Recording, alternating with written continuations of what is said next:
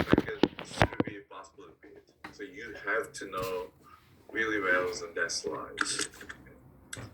So by saying that, the triglyceride method, why we need to measure the triglyceride?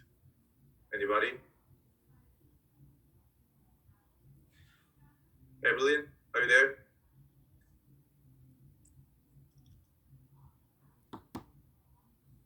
Yes, sir, I'm here. Okay, so why we have to measure the triglyceride?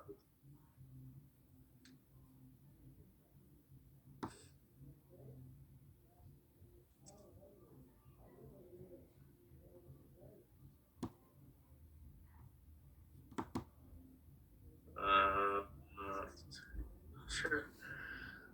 Raphael, can you help him? Can you hear me? Yeah. Oh, okay.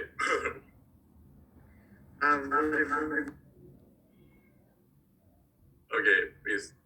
Okay. Emma, are you guys in the classroom right now? Oh, you didn't go to home? Oh my gosh. Aren't you tired? Maybe I can ask you to come to classroom then. I'm tired. Yeah, Okay. so we're in the classroom together. So when he speaks, because I have you on our big screen, it kind of echoes.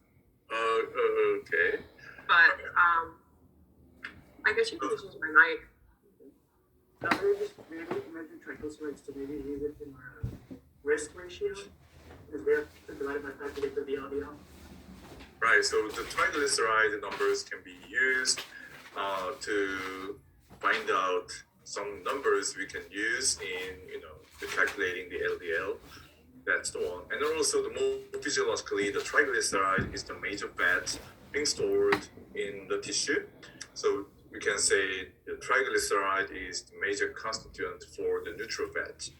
So when in the lipid profile, if we have the neutral fat is increased or triglyceride is increased, then that's going to indicating, you have maybe, too much elevated fat content in the tissues and the vasculatures and so on and so forth. So it's not really great. So here's we have, the reasons why we have to measure a triglyceride. So as we know, the LDL can be calculated by using a triglyceride. Triglyceride numbers can be used to figure out the LDL. Is it right? Yes? No? Okay. You still remember that one, right? You have to remember. So these, the LDLs, is the total cholesterol minus HDL cholesterol minus VLDL. So this is called the Friedewald equation. The name of the equation is that. I don't know if that's really important or not, but just in case, if someone to bring up that names, you should know what that means. So again, the LDL numbers and the triglyceride number itself, it can be used to assess congestive heart disease or coronary heart disease, or any kind of the cardiac functions, the problems can be observed. And then these ones, maybe I'm going to make a star. If you have the increased triglyceride value, that can be a data you can understand how that your patient is suffering from the pancreatitis or not.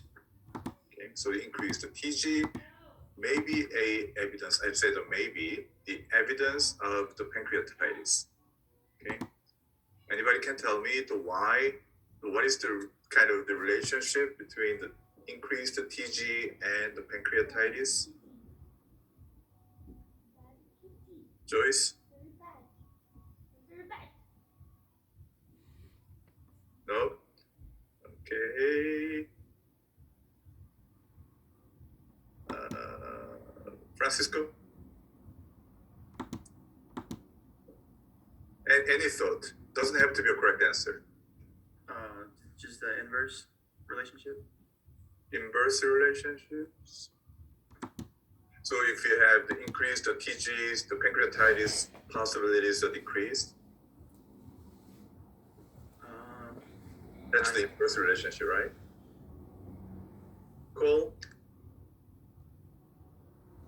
I think you were in the classroom too. Okay.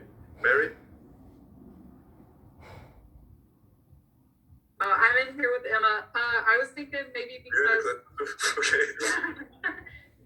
maybe because the triglycerides could be exogenous if they're coming from your diet and your pancreas is having to send out more amylase and lipase to break it down. It causes like inflammation from being overworked.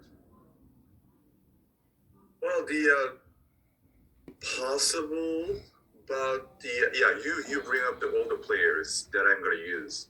So the triglyceride, it could be endogenous triglyceride, but also the exogenous triglyceride is coming in, and the triglyceride has to be, breaking down, hydrolyzed, right? So the fatty acid has to be released from the TG, and then those fatty acid can be used, right? So for that, the digestions of the triglyceride, what do you need? You just mentioned it. I mean, the enzymes that break down the triglyceride. The lipase. Lipase. Where the lipase is being produced? No? In the pancreas. Right, pancreas. So the lipase is the pancreatic hormones.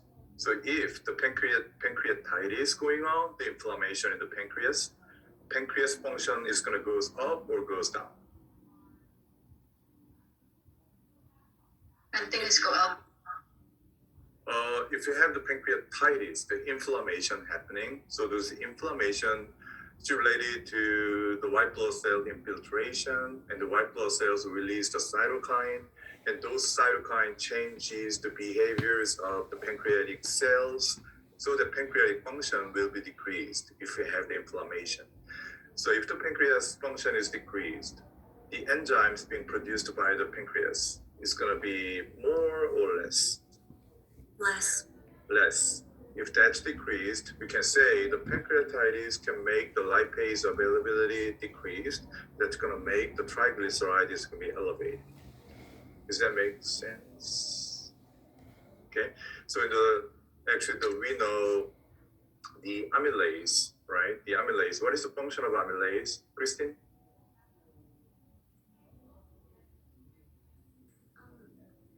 It breaks down the sugars in the milk. Yes,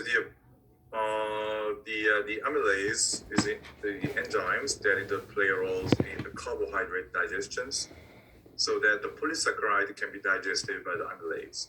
And then the Han, how many types of the amylase you know?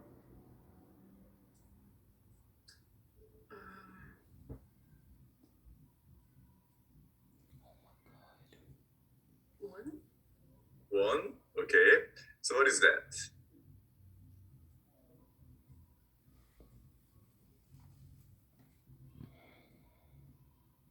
Okay. Vinella? Is that right pronunciation?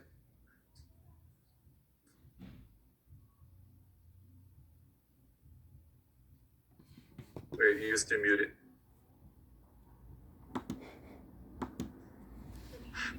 Okay, how many kinds of the amylase do you know?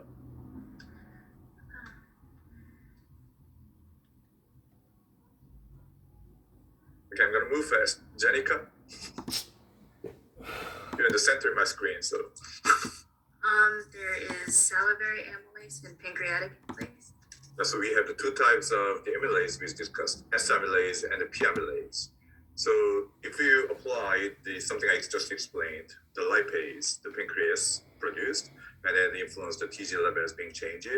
So if you have the pancreatitis, the lipase availability is going to be problematic, and then the TG level is going to goes up. If you apply that one, the amylase also can be considered as the diagnostic factor in the pancreatitis. Should it be, right? The amylase levels also can be changed when you have the pancreatitis. So if you're looking at, the TG levels, it's going to goes up if you have the pancreatitis. Can we measure lipase and amylase in the blood? Yes, we can measure it, right? Yes, no? Erin, are you in the classroom too? I'm not in my classroom, but I do believe you can measure them in the book. So we can measure it. We can measure the amylase and we can measure a lipase. And then those activities of the lipase and amylase in the blood samples is going to goes up or down under the pancreatitis condition. What do you think? I think it goes down Goes down? in the pancreatic condition. Pancreatitis conditions. So here is a kind of important concept. So we're going to discuss the enzymology soon after the protein section. So we're going to go on to the enzymology, I believe. So the enzymes can be used in the many pathological conditions. So if you think about the pancreatic enzymes, these enzymes has to be retained within the cells in the pancreas, right? Under the normal condition, right? Is that right? Yes, right? So cell is not damaged. Then the pancreatic enzyme has to be retained within the pancreatic cells. If the pancreases get damaged, membrane is getting weaker, right? That makes sense, right? So the inside of the cells enzymes like lipase and amylase, these guys can be released into the blood circulation. So obviously the pancreatic cells gonna damage continuously, right? So we have the certain levels of, the lipase, amylase, we can detect in the blood. So there should be a normal values of the pancreatic lipase or amylase activity in the normal blood samples. But if you have the inflammation going on, the pancreatic cells, the membrane permeability increased because of the cytokine action. Then the lipase and the amylase can be released into the blood, and then eventually you're going to have increased amylase lipase activity in the blood sample, right? So if you have, we know the lipase and the pancreas, the lipase and amylase came from pancreas. So if you have the increased lipase activity, increased amylase activity in the blood sample, it's kind of straightforward, right? Because there's some problems going on in the pancreas, so that we can have increased pancreatic enzyme activities, right? So in here, we have high TG, increase the TG values, right? And then we have increased the lipase, increased the amylase activity, then likely your patient has the pancreatitis conditions. So in this chemistry 2 lecture, probably one of the important pathological condition we're going to continuously discuss is the pancreatitis. Reason, when we have the patient in the ER, the many patients complain about stomach ache, and there are numerous causes about the stomach ache. So the first things that ER people do is to see if there's problems going on in the pancreas or not. So exclude the pancreas from the list first. Then if the pancreas is not the problem, then they're gonna dissect into the other problem area. So I can say the stomach ache, the patient, the ER, is suffering from pancreatitis. So excluding the pancreatitis from the list is going to be the good approaches in the diagnosis procedure, especially in the ER. Okay, so the TG is important in that aspect also. So please don't forget that one. You have to keep that one until we move on to the enzymology and then until you take the BOR test. Okay, so TG is good marker for the cardiovascular, the disease risk the evaluation, but also TG data itself is going to be important in the pancreatitis condition, right? Okay. So then also by measuring the TGs, we can check if the increased TGs can depress the HDL level. So it is really well documented. There is an inverse relationship between the TGs and an HDL. So somehow we have increased the TG, that's going to influence the HDL level is going to goes down. So by looking at the TGs, actually the increase the TG likely is going to cause the HDL goes down. So that's one of the explanations. Increase the TG can increase cardiovascular risk, right? The ratio. So assays, we can use the condensation method, which is the method, and then also we can use the sulfuric acid reaction method. And then we have the two enzymatic assays, the pyruvate kinase, glycerol phosphate dehydrogenase method. You need to know all of this method, okay? But I should say that the enzymatic method is most popular method. So if you're looking at Hansk condensation method, this is the most frequently used chemical reaction. So I'm not going to say this is the most popular method in measuring the triglyceride. Probably it's not true. But among the chemical reactions assay, the condensation assays is widely being used. Do you still remember when you measured the TGs in our laboratories? What was the final product we actually quantified it? So if you still remember the reaction principle of the TGSA, the triglyceride fatty acid being removed, then the glycerol that's the one being used actually, right? So in here, these the chemical reactions, also they're gonna targeting the glycerols, not the entire the triglyceride. So the glycerols will be quantified by using the multiple steps. And then as we keep discussing in comparing the chemical assays, the enzymatic assay in the previous lectures.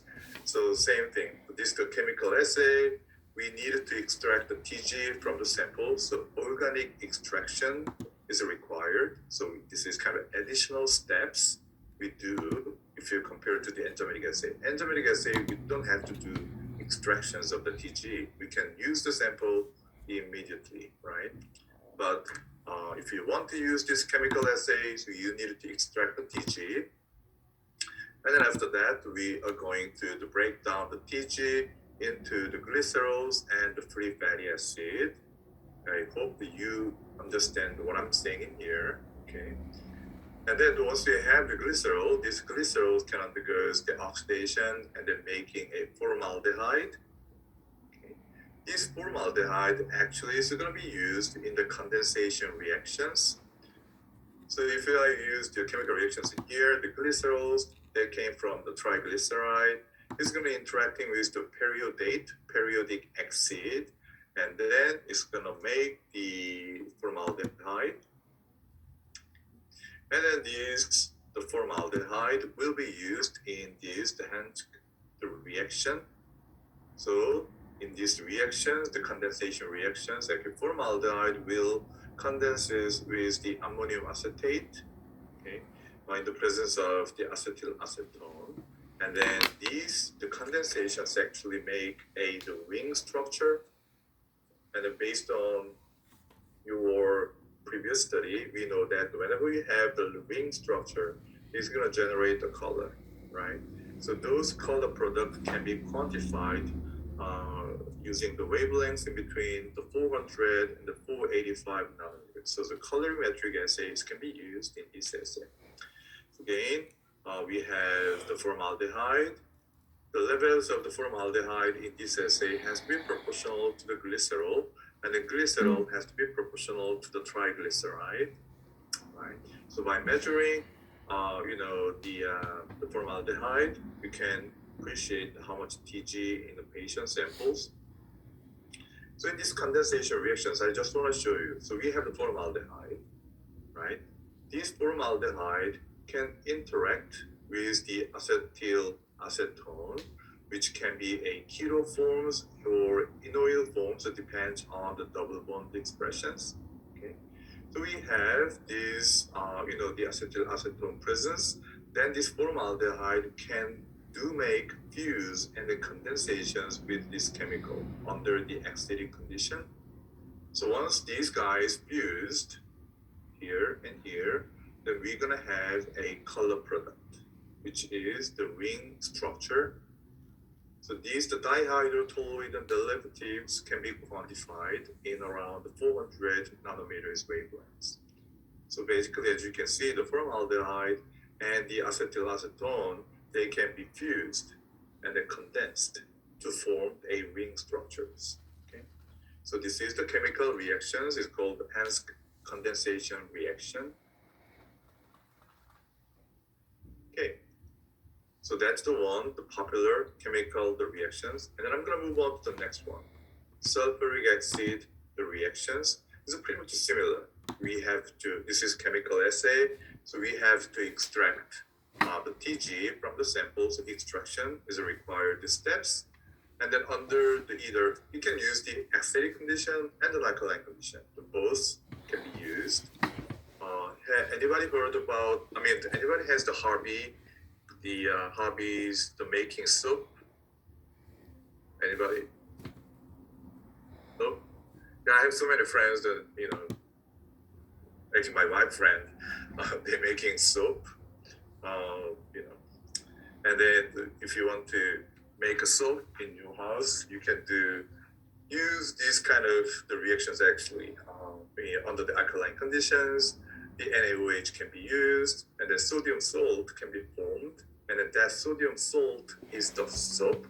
So it's called the saponification. I don't know if you heard about it or not, but yeah, if you have hobbies of making the custom soap, it might be good.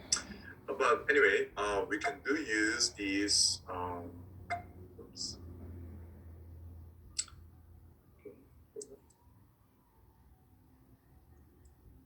Here we go. So extraction, and then using the acidic or alkaline solutions, we're gonna break it down to TG. And then once we have the hydrolysis done, the glycerols will be available, exact the same, right? There's nothing special. These glycerols undergoes the oxidations. That's the first three steps. And then in here, the sulfuric acid reactions with something called agarese reactions. Okay, so this one's going to utilize the chromotropic acid, which is the color generating acid, right? The chromo means the color. Chromotropic acid and the sulfuric acid can be used. And then at the end, we're going to have the color product. It's going to interact with the formaldehyde again, right? So this is kind of the reactions happening. So once you have the glycerol, the hydrolysis done under the acidic condition, alkaline condition, the glycerols can be oxidized, and then the formaldehyde will be produced. And then this formaldehyde will be interacting with the chromotropic acid. And then when these guys interacting together, and we have the sulfur here, right? So because of that is the sulfuric acid reaction. And then we're gonna make the multi-ring structure so the color can be produced at the end of these two reactions. And then this color, the chromogen, can be quantified by using the spectrophotometry. Okay, so the reaction is called the agarese the reactions. And I just want to tell you how that the triglyceride can be hydrolyzed under the acidic conditions and alkaline condition. I'm not so sure if this is super important or not, but it might be good to know. So under the acidic, the conditions, the triglyceride, we have the 3 long chain fatty acid and the glycerol in there. So we have the water is being used to break down a fatty acid. So this is a hydrolysis, and then that happens under the acidic condition.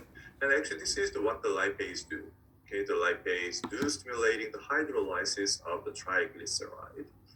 And then at the end, we're gonna have the glycerols and the fatty acid. So you can see we have the 14 carbons and then the 2 additional carbons. So we have the 16 carbon fatty acid actually is being detached. So what is this fatty acid? It's all saturated.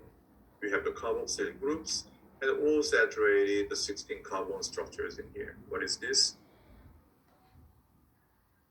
Palmitate, palmitic acid. Right, so I use this palmitate a lot in the beta oxidations. And then the utilizations of the fatty acid, this is most common, the fatty acid forms. Okay, so that's the hydrolysis under the acidic conditions. And then now we have the ester forms of 2 functional groups, and we have the carboxy groups being attached. So this is ester. And then now we're going to use the NaOH instead of the acidic. This is the alkaline condition. So this, the sodium and the OH can go to the second functional group, the branch in the ester, the forms. Then it's going to break down the R1 and then R2. So the R1s is going to binding to the sodium. So this is the salt. And then the R2 is going to binding to the OH, right? So this is the alcohol, right? Alcoholic, the forms. And then this is the salt. So these actually, the salt is the soap. And then these, the breaking down of these esters by using the NaOH, this reaction is called the saponification. So this, the saponification is actually being used when you make a custom soap. So again, the NaOH can break down this fatty acid, then we can have the glycerols and the fatty acid can be detached. And then these glycerols again can be assayed. Okay, so exactly the same. Right. So it doesn't matter acidic condition, alkaline conditions. Once the glycerols being available, then the glycerols be oxidized, and then the formaldehyde can be used in the degrees the chemical reactions. Yeah. In all the methods, we need to break down triglyceride first, and then we just measure the glycerol. Yeah. So if you recall how we measured in our laboratory the triglyceride, also the triglyceride is broken down into the glycerols and the fatty acid, and the glycerol actually being used. So the question I asked you in the lab was, is that possible the diglyceride and the monoglyceride can interrupt the total triglyceride values? Answer is yes.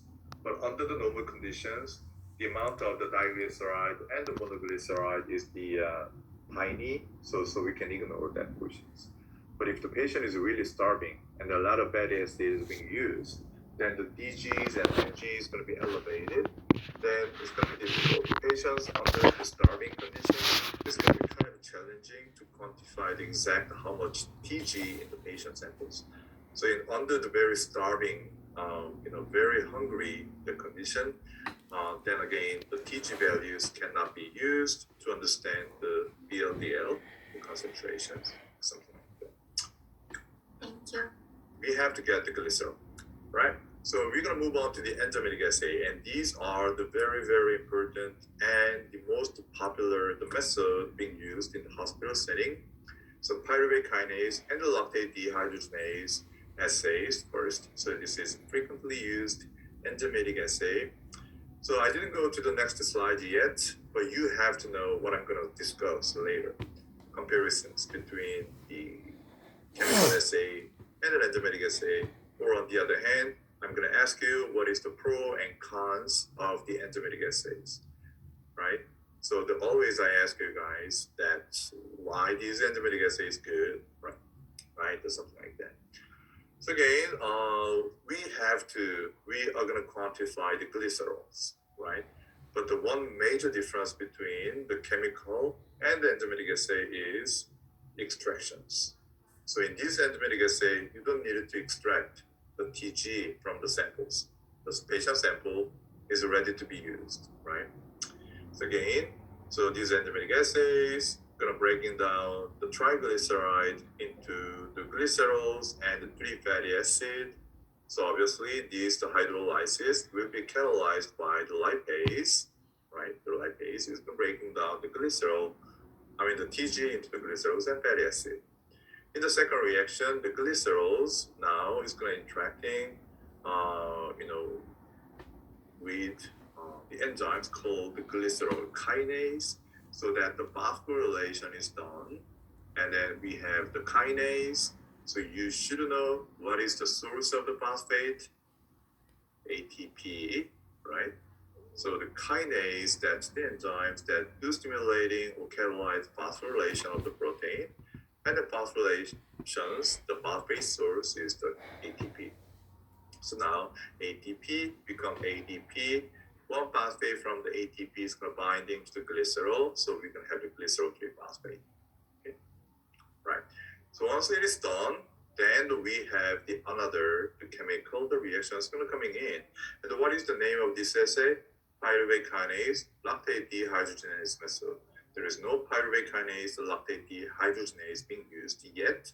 So after this, these ADPs being produced by these, the reaction will be used in these next steps. So ADP will interacting with the phosphoenol pyruvate, and then ADP can become ATP, and then pyruvate can be produced.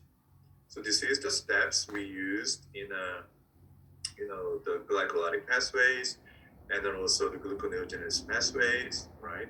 So the pyruvate kinase do this action. So once you have the pyruvate, again, because this is the serial, the enzymatic action, the pyruvate concentration in here has to be proportional to the triglyceride value. So this pyruvate in the last steps is going to be used to make a lactate, and then in here NADH can become the NAD plus. So these bonds can be catalyzed by the lactate dehydrogenase, right? So we went through these steps a lot in the glycolytic pathway. Step 6, you needed to get the sufficient NAD plus. So when the pyruvate becomes the lactate, NAD plus being produced, and these NAD plus can be given to the glycolytic pathway, right, under the normal physiological conditions. But you don't need to worry about it. This is this bench, the experimental design. So in here, we are gonna measure the NADH consumption. So if you measure the ODs of whatever the observance in this reaction, over the time, this observance is going to goes down or goes up.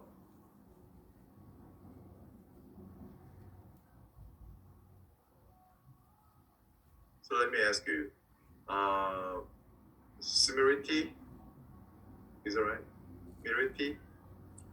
Yes, Dr. I'm here. Okay. So what is the wavelengths we can use in these reactions? To quantify, measure the NADH consumption. What is the wavelengths we can use? 640, I guess. 640? Okay. Wake up. Anybody? 340. Yeah, 340, right? So 340 nanometers wavelengths, that we're going to use it. So in the 340 nanometers, we can do, the measure the NADH. And here is we're measuring the NADH consumption. So over the time, the OD value is going to be declining it, right? So, okay, so this is the pyruvate kinase, the lactate dehydrogenase method. So advantage for this method, again, this is enzymatic assay, so it should be very